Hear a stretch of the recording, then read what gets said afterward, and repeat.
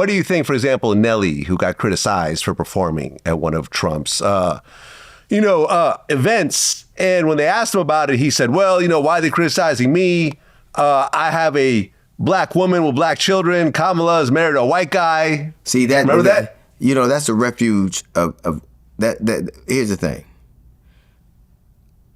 I don't begrudge anybody their artistic vantage point. But two of the things that he said right away, and I like Nelly, but two of the things he said right away that I took umbrage with was, I respect the office. He doesn't. Trump doesn't. When you try to subvert the will of the people, when you have eroded every tenet that is supposed to be held sacred in America, you have little, when you denigrate the people who served militarily, whether it be John McCain, and you won't go to his funeral because you don't like him, or saying that people who serve in the military are suckers. So there is a disconnect between your respect for the country and his lack of it. You swear an oath to the Constitution, but you can't be asked later on in life, don't you think you owe allegiance to the Constitution? You like, I don't know. Nelly can do whatever he does, and I think that that's fine. But do not now. And if it were working out, do you know who are the most impacted by Trump's policies? 350,000 black men, women have lost their jobs. Our history's eroded. And the dude who sold Honey Nut Cheerios helped. Now, I can only tell you this. I'll never forget you did it. Anybody who did this. And I hate how quiet they are now. You see how shit is now.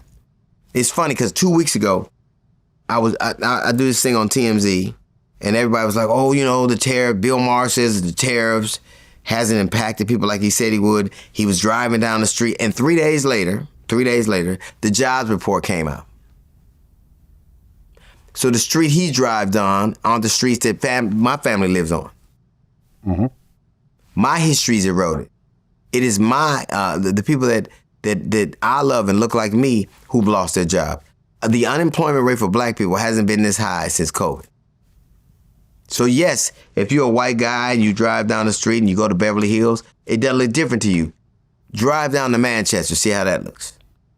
And he helped doing it. Now, I'm not saying he didn't have the right artistically to do it, but stop pretending like now you did this noble thing and because you married a black woman, you married a black woman, but look how many black women were hurt by his policies.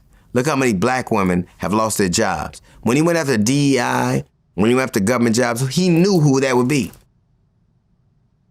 And so to pretend like you don't know that, your black woman is fine. What about the millions of others who aren't? Your black woman is fine. How's Harriet Tubman doing? Wasn't she supposed to be on the $20 bill? Yeah. That was funny because even his initial incarnation, they were going to put Harriet Tubman on the front and Andrew Jackson on the back. So you have a slave on the front. Wait, are they really doing that? They were going to. They were going to do that? It was a slave on the front and a slave owner on the back. So even when black people make it the money, we still got a supervisor. Still got a supervisor. Harriet breaks over, time to get back to work. I'm watching from the other side. Right. For sure. Don't steal anything. Right. But I hate when people try to you made a decision. That's fine. Yeah.